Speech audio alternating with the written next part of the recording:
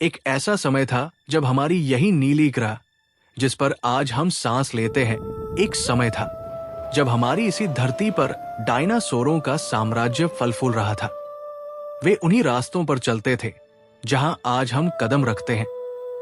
ये विचित्र और विशालकाय जीव करीब 16 करोड़ सालों तक पृथ्वी के बेताज बादशाह रहे। डायनासोरों की हजारों प्रजातियां थी, कुछ शाकाहारी तो कुछ मांसाहारी, कुछ शांत स्वभाव के तो कुछ इतने खूंखार कि आज भी उनके बारे में सोकर रोंगटे खड़े हो जाते हैं। वे हर आकार और रूप में फले फूले और उस दौर में धरती पर जीवन का सबसे सफल चैप्टर लिखा। लेकिन फिर अचानक ऐसा क्या हुआ कि ये विशालकाय जीव पल भर में इतिहास बन गए? इस सवाल का जवाब जानने के लिए हमें 6.5 करोड़ साल पीछे जाना होगा। उस भयानक दिन में जब एक विनाशकारी घटना ने डायनासोरों के युग को हमेशा के लिए समाप्त कर दिया। वो भयानक दिन आज से 6.5 करोड़ साल पहले दोस्तों, ग्लांसिजीनियस के आज के इस नए वीडियो में आपका स्वागत है। अगर आप हमारी चैनल पर पहली बार आए हैं तो हमारे चैनल को सब्सक्राइब जरूर करें।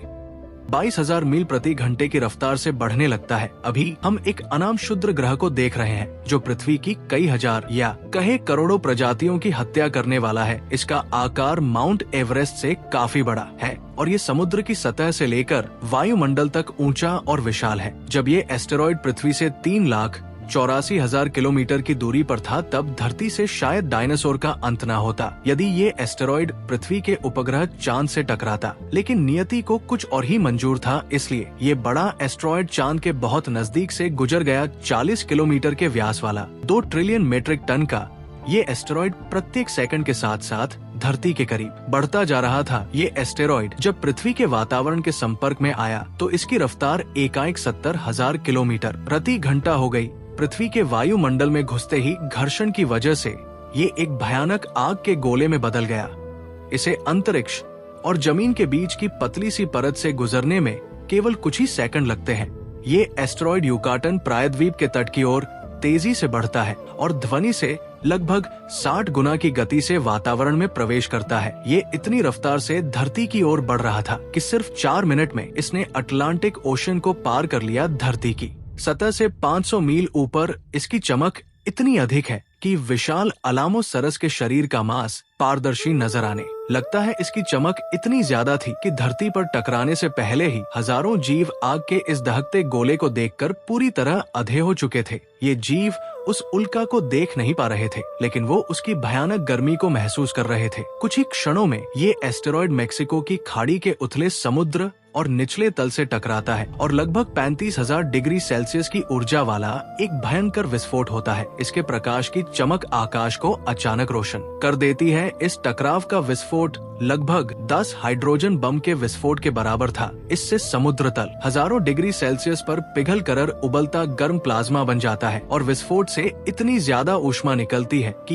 ये लगभग 1500 किलोमीटर के दायरे में तुरंत सब कुछ जला देता है। इस जगह पर हवा का तापमान 600 डिग्री तक पहुंच जाता है, जिससे डायनासोर जिंदा ही जलने लगते हैं। विशाल विस्फोट वातावरण से टकराकर टकराव वाली जगह के पास 2000 किलोमीटर प्रति घंटे की सुपर सोलिड गति से एक शॉक वेव पैदा करता है जो हजारों जानवरों को तुरंत भाप बनाकर उड़ा देता है। साथ ही इस सुपरसोनिक शॉक वेव से इमारतों के आकार की चट्टानें हवा में उड़ जाती है। इस सुपरसोनिक वेव से टकराकर हर मिट्टी वनस्पति या जानवर के टुकड़े हो जाते हैं और ये हर एक चीज को हजारों किलोमीटर दूर फेंक देती है। जब इमारतों के आकार की चट्टानें वापस नीचे आती हैं, तो विशाल अलामोसोनस जैसे डायनासोर को नीचे दबाकर खत्म कर देती है। ये विस्फोट इतना शक्तिशाली होता है कि इसके टकराते ही धरती की लाखों टन धातु अंतरिक्ष में फैल जाती है। टकराव वाली जगह पर 180 किलोमीटर चौड़ा और 25 किलोमीटर गहरा गड्ढा बन जाता है। विस्फोट के कारण इस गड्ढे का सारा मेटल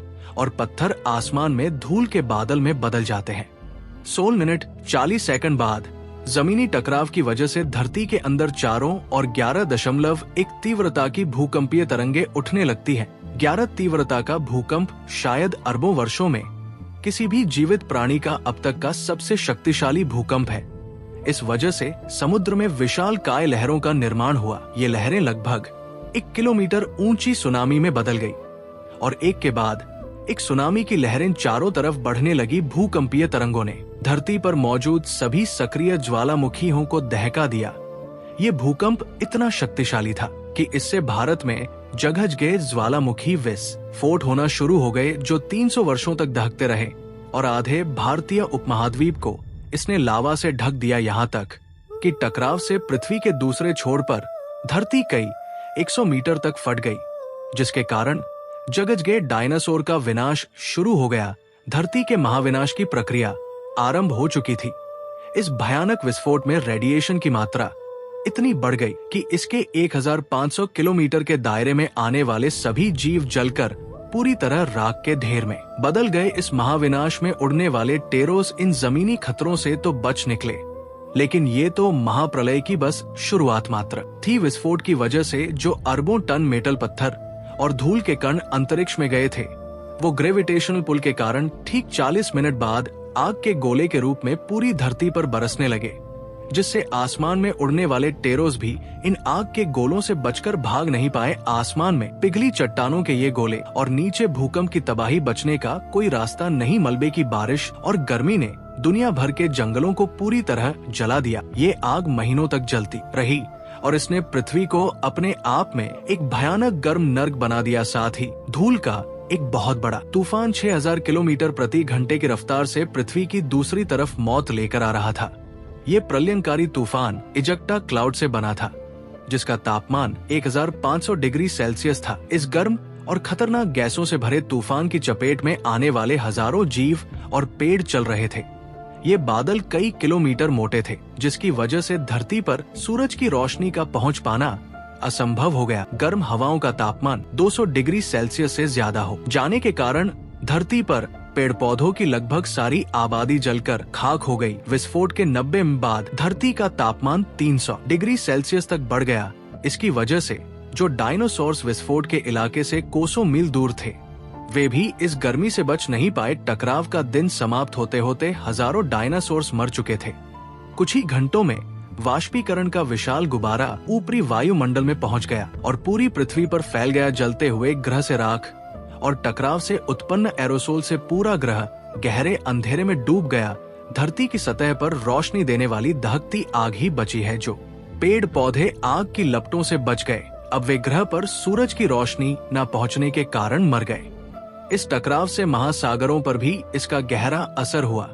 इसने डायनासोर के साथ समुद्र में मौजूद बड़े समुद्री सरीसृपों और अमोनोइड्स को भी खत्म कर दिया। कुछ दिनों में तापमान -25 डिग्री सेल्सियस तक गिर जाता है। आकाश में अंधेरा छा जाता है और यहाँ ताजा भोजन मिलना मुश्किल हो जाता है। अचानक आई वैश्विक ठंड दशकों तक चलती है। इस महाप्रलय से धरती की 90 प्रजाति पूरी तरह खत्म हो गई और जो 10% धरती पर जीव बच गए थे, उनमें से भी सिर्फ वही जीव जिंदा रह सके जिनका वजन 30 किलोग्राम से कम था। इसका कारण ये था कि इस महाप्रलय में लाखों की संख्या में जीव मारे जा चुके थे और पेड़ पौधों की सारी आबादी भी जलकर राख हो चुकी थी, जिसके चलते यहाँ जो बड़े और विशालकाय जीव जीवित बच गए थे, उन्हें भरपूर मात्रा में खाना बनाना मिल सका और इस तरह 65 करोड़ साल पहले लगभग 16.5 करोड़ साल से राज करने वाली डायनासोर्स का खात्मा हो गया और एक पल में ही डायनासोर्स का युग समाप्त हो गया। आखिरकार पुरानी दुनिया की राख से बचे हुए जीव सामने आते हैं। पृथ्वी उन जानवरों को विरासत में मिली जो जीव छिपने में अच्छे थे।